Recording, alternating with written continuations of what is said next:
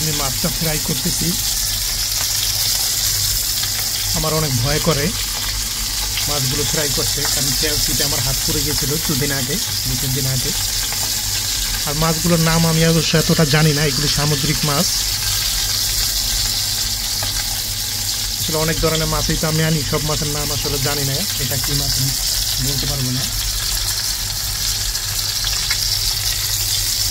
হয়তো বা কোরাল এইগুলি ইত্যাদি বিভিন্ন ধরনের মাছ থাকে, কী মাছ আল্লাহ জানে, আর ওরাই জানে, আমি জানি না।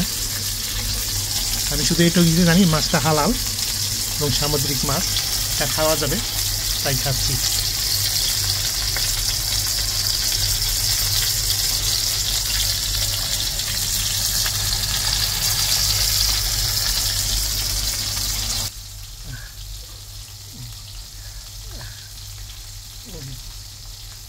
কি সাহায্য হবে।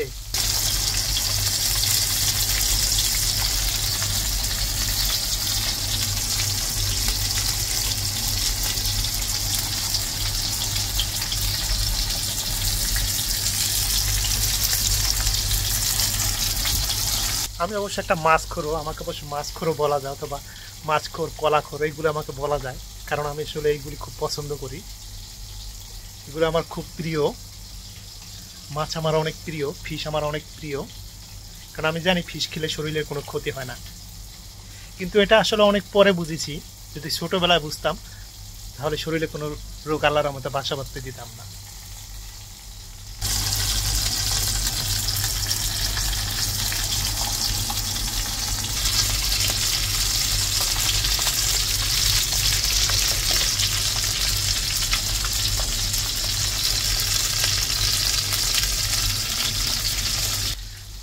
আসলে আমি জীবনটাকে খুব ইজিভাবে উপভোগ করার চেষ্টা করি, কোনো গর্জিয়াস লাইফ আমার পছন্দ না, আমি খুব সাধারণভাবে জীবনযাপন করতে পছন্দ করি। এবং খাবার খাওয়ার আগে আমি চিন্তা করি এই খাবারটার উপকারিতা কী আছে, এবং এই খাবারটা শরীরে কোনো ক্ষতি হবে কি না, এবং এর কস্ট কীরকম পড়বে। আপনারা হয়তো ভাবতে পারেন এটার অনেক কস্ট পড়বে, না, আসলে কস্ট অনেক কম পড়বে, অনেক কম পড়বে। কারণ দেখুন, এর সাথে আমি অনেকগুলো মশলা ইউজ করি নাই, বা আর আদার্স কিছু ইউজ করি নাই, এই জন্য আমার খরচ অনেক কম পড়ে। ঠিক আছে, খরচও কম পড়ে, শরীরের জন্য ভালো। আর বাইরে গিয়ে খেতে গেলে অনেক টাকা খরচ পড়ে যায়। আমার মাত্র 5 দিরহাম খরচ পড়েছে পুরো মাছটা, বড় একটা মাছ কিনেছি মাত্র 5 দিরহাম দিয়ে। অবশ্য প্রতি শুক্রবার এখানে একটি মার্কেট আছে, সেখানে ডিসকাউন্ট দেয়, আমি এখান থেকে প্রতি এক সপ্তাহ মানে 1 সপ্তাহ বাজার একবারই করে নেই। মাছগুলো আমার 1 সপ্তাহ যা যা লাগবে সব একবারে কিনে নেই। আর আমি আসলে ছোটো ছোটো এতটুকু মাছ খেতে পছন্দ করি না, আমার অনেক বড় হতে হবে মাছ। ঠিক আছে, বড় ছাড়া আমি এটা খেতে পছন্দ করি না। আর কষ্ট অনেক কম পড়ে আমার, কারণ আমি একটা চিপ রেটের ভিতরে এগুলো করে থাকি, বিভিন্ন ধরনের মাছ কিনে থাকি। এটা আমার একটা বাজেট থাকে, এই বাজেট অনুযায়ী আমি মাছগুলোকে ক্রয় করে থাকি, এবং আমার অনেক খরচ কম পড়ে।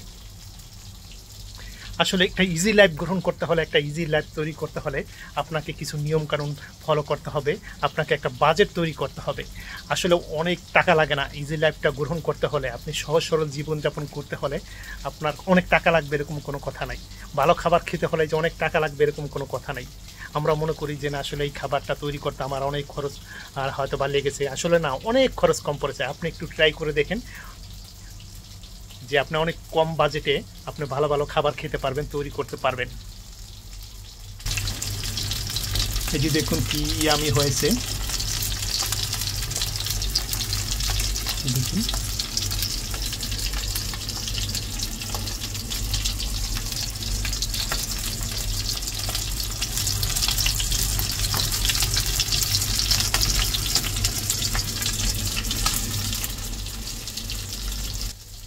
আপনি যদি জীবনটাকে সুন্দর করতে চান, সহজ করতে চান, তাহলে আপনাকে অবশ্যই মন থেকে অহংকার দূর করতে হবে এবং একটা সাধারণ জীবন যাপন গ্রহণ করতে হবে, সাধারণ জীবন প্রণালী অবলম্বন করতে হবে, একেবারে সহজ সরল জীবন অবলম্বন করতে হবে। আপনার মন থেকে হিংসা দূর করতে হবে, মিথ্যা কথা দূর করতে হবে। ঠিক আছে, সবসময় ভালো কাজ করার মন মানসিকতা থাকতে হবে। খারাপ যে জিনিসটা সেটা আপনার অন্তর থেকে, কলব থেকে দূরে সরিয়ে দিতে হবে। অনেক টাকার ভিতরে আপনি সুখ খুঁজবেন না, অল্প কিছু টাকার জন্য ভিতরে আপনি সুখ খুঁজে পাবেন, যদি সেটা হালাল হয়। জীবনটাকে সহজ করার চিন্তা করুন, দেখবেন জীবনটা অনেক সহজ। আর জীবনটাকে যদি কঠিন করার চিন্তা করেন, জীবনটা অনেক কঠিন হয়ে যাবে। তাই জীবনটাকে সবসময় সহজ রাখার চিন্তা করুন। হিংসা দূর করে দিন মন থেকে। এটাও সবসময় মনে রাখবেন যে আসলে ওই লোকটা কক্সবাজার ঘুরতে গেছে, ওই লোকটা সিঙ্গাপুর ঘুরতে গেছে, ও বোধহয় অনেক সুখী। ঠিক আছে? আসলে না, এই ধারণা মন থেকে দূর করে দেন, ব্রেন থেকে দূর করে দেন।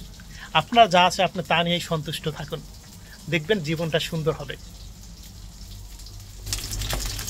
আমার ইয়ামি রেসিপিটা কিন্তু অলরেডি হয়ে গেছে, যে দেখতেছেন।